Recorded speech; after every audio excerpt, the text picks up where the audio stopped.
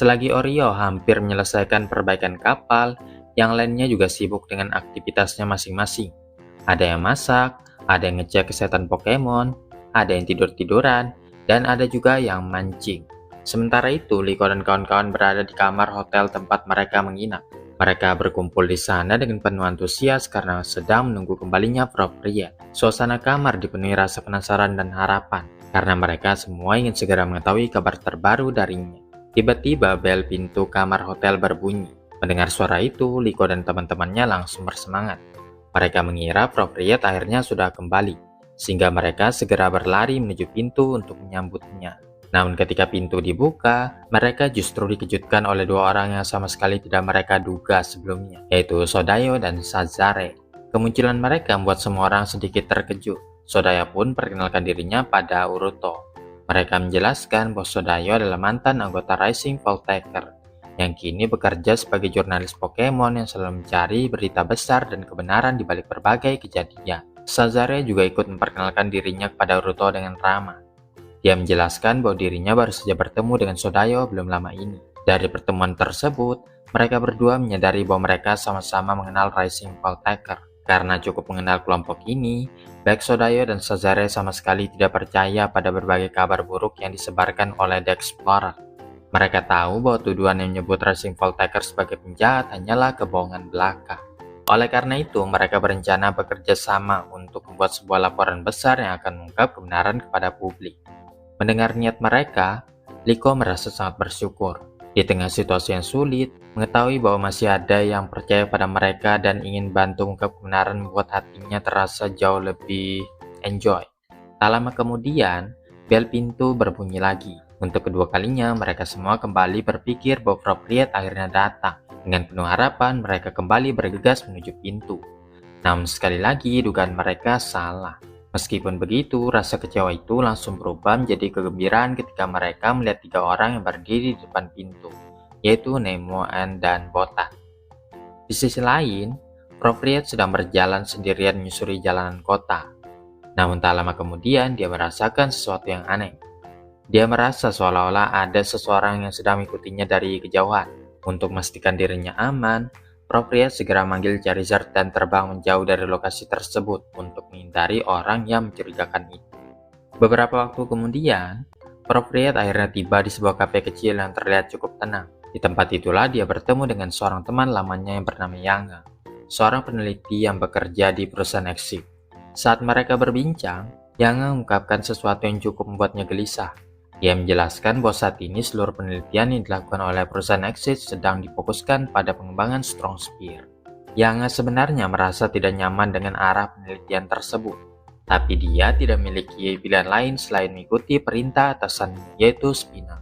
Hal itu terjadi karena sampai saat ini mereka belum memiliki bukti yang kuat yang menunjukkan bahwa Strong Spear benar-benar berbahaya. Mendengar hal itu, Propria kemudian mengeluarkan rotompon miliknya. Dia menunjukkan kepada Yanga berbagai hasil penelitian yang telah dia kumpulkan. Bukti-bukti tersebut berasal dari berbagai tempat, termasuk dari Gunung Kumuri dan bahkan dari penelitian yang dia lakukan di luar angkasa. Semua data tersebut dengan jelas menunjukkan bahwa Strong Spear memiliki dampak yang sangat berbahaya, bukan hanya bagi Pokemon, tetapi juga hubungan antara Pokemon dan manusia. Melihat semua bukti itu, Yanga terlihat semakin tertekan. Dia tampak kebingungan memikirkan situasi yang sedang terjadi. Melihat keadaan temannya seperti itu, Propria sempat berpikir untuk menyerahkan informasi tersebut kepada orang lain, yaitu Crab yang merupakan ayah Amesio. Namun sebelum Propria mengambil keputusan tersebut, Yanga berbicara dengan penuh semangat. Dia menjelaskan bahwa sejak awal bergabung dengan perusahaan Exit, tujuannya adalah untuk membantu para trainer Pokemon dan menciptakan penelitian bermanfaat bagi mereka. Dia tidak ingin menutup mata terhadap sesuatu yang membahayakan para Pokemon. Melihat tekad dan ketulusan Yanga, Propria akhirnya tersenyum. Dia merasa bahwa temannya itu memang orang yang tepat untuk dipercaya. Oleh karenanya, Propria memutuskan untuk menyerahkan seluruh data penelitiannya kepada Yanga. Setelah pertemuan mereka selesai, Propria meninggalkan kafe tersebut. Namun saat dia melangkah keluar, dia kembali merasakan kehadiran seseorang yang sejak tadi tampak terus mengikutinya. Propria pun berhenti dan dengan tegas minta orang itu untuk keluar dari persembunyiannya dan menunjukkan dirinya. Sementara itu, suasana di kamar hotel menjadi semakin ramai.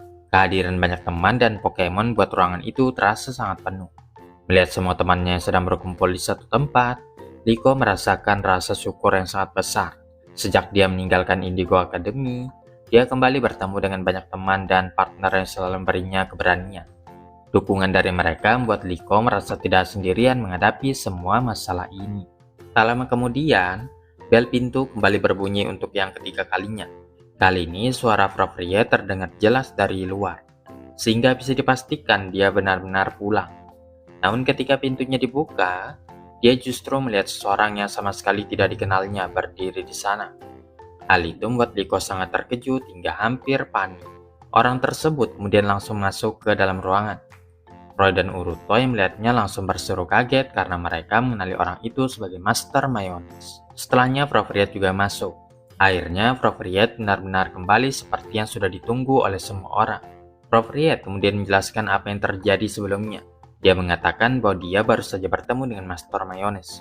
Pria tua itu ternyata mengikutinya karena tertarik pada Mega Starmie yang dia lihat. Setelah berbicara sebentar, mereka menyadari bahwa mereka sama-sama mengenal Roy. Master Mayonnaise kemudian menjelaskan alasan sebenarnya ia datang ke sini. Dia mengungkapkan bahwa dirinya datang jauh-jauh dari region Kalos hanya untuk bertemu dengan Roy. Dia mengikuti berbagai kabar tentang keberadaan Roy, hingga akhirnya berhasil menemukannya di Levensia. Selain itu, Master Mayonnaise juga merasa simpati terhadap tujuan Rising Vault-Taker yang ingin menghentikan penggunaan Strong Spear dan menghancurkan Raquarium. Karena itulah dia ingin bantu mereka. Untuk menunjukkan keseriusannya, Master Mayonnaise kemudian mengeluarkan Mega Stone dan menunjukkannya kepada Roy. Dia menjelaskan bahwa batu tersebut adalah Lucario Z. Item itu sangat istimewa karena memungkinkan Lucario melakukan jenis Mega Evolution yang berbeda. Dengan kata lain, Lucario menjadi salah satu dari sedikit Pokemon yang memiliki dua kemungkinan bentuk Mega Evolution. Shiny Lucario langsung terlihat sangat bersemangat ketika melihat item tersebut. Roy pun menerima batu itu dengan penuh antusias. Master Mayonnaise kemudian mengajak Roy untuk mencoba kekuatan itu melalui sebuah pertarungan yang sesungguhnya. Mereka pun semua keluar dan berkumpul di area terbuka untuk menyaksikan pertarungan tersebut. Uruto sempat meragukan apakah pria tua seperti Master Mayonnaise benar-benar bisa bertarung dengan baik. Namun keraguan itu segera hilang ketika Master Mayonnaise dengan percaya diri mengeluarkan Pokemonnya, yaitu Hawlucha. Begitu muncul, Hawlucha langsung berpose dengan gaya khasnya di hadapan semua orang yang menonton. Begitu pertandingan dimulai, Roy tidak membuang waktu lagi, langsung merintahkan Shiny Lucario untuk menyerang lebih dahulu dengan Metal Claw. Namun Hawlucha ternyata sangat lincah. Dengan gerakan yang ringan dan cepat, Pokemon itu berhasil menghindari serangan dengan mudahnya. Setelah menghindar, Hawlucha langsung meluncur dan menyerang balik dengan akrobatik. Saat Shiny Lucario masih berusaha bangkit kembali dan menyimbangkan tubuhnya, Hawlucha justru melompat tinggi dan memanjat sebuah tiang lampu yang berada di dekat area pertarungan. Dari atas sana, Master Mayonnaise memerintahkan Hawlucha Flying Press. Semua orang yang menonton mengira Hawlucha akan langsung meluncur turun untuk menyerang. Namun yang terjadi justru sebaliknya. Hawlucha malah berhenti sejenak di atas tiang lampu dan mulai berpose dengan penuh gaya. Melihat Hawlucha terlalu sibuk berpose dan tidak menyerang, Roy segera memanfaatkan kesempatan itu, memerintahkan Shiny Lucario Flash Cannon. Hawlucha memang berhasil menghindari serangan tersebut dengan melompat dari tiang lampu. Namun setelah mendarat, dia terlihat kesal karena posenya terganggu. Melihat bahwa Hawlucha sudah cukup bergerak dan melakukan pemanasan, Master Mayonnaise akhirnya memutuskan untuk menunjukkan kekuatan sebenarnya. Master Mayonnaise pun mengaktifkan Mega Evolution Mega Hawlucha. Namun setelah berevolusi, Mega Hawlucha tidak langsung menyerang. Sebaliknya, dia malah kembali berpose dengan lebih dramatis lagi di depan para penonton yang semakin antusias melihatnya. Roy tidak ingin membuang-buang waktu. Dia segera memerintahkan Shiny Lucario untuk menggunakan Close Combat. Serangan itu memang menghit Mega Hawlucha.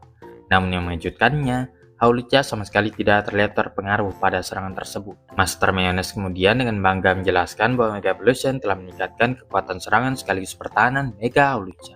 Setelah itu, dia memerintahkan Mega Hawlucha menggunakan Encore. Serangan itu membuat Shiny Lucario terjebak untuk terus mengulangi serangan yang sama. Roy sebenarnya ingin merubah strategi, mencoba memerintahkan Shiny Lucario menyerang dari jarak jauh menggunakan Flash Cannon lagi. Namun karena efek Encore masih aktif, Shiny Lucario terpaksa menggunakan Close Combat secara terus-menerus. Mega Hawlucha dengan mudah menghindari serangan tersebut. Setelah itu, dia membalas dengan Cross Chop yang sangat kuat. Melihat keadaannya semakin sulit, Roy akhirnya memutuskan untuk mencoba menggunakan Mega Evolution baru yang dia miliki. Namun sesuatu yang aneh terjadi. Tidak ada cahaya atau tanda-tanda bahwa Mega Evolution akan terjadi. Prof. Riet kemudian menjelaskan bahwa efek encore telah mengacaukan ritme pergerakan Saint Lucario.